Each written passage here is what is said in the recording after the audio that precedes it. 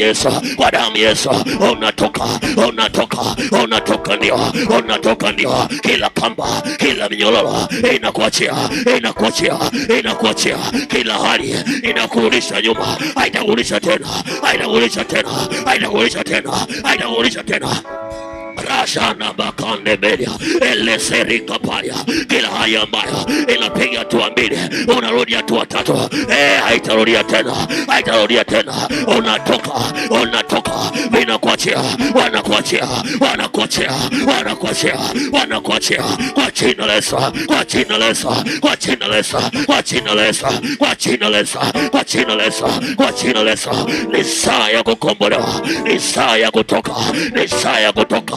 Wewe na vitu vyako, wewe na nyumba yako, wewe na ndoa yako, wewe na kazi yako, ni saa ya kutoka, ni saa ya kutoka.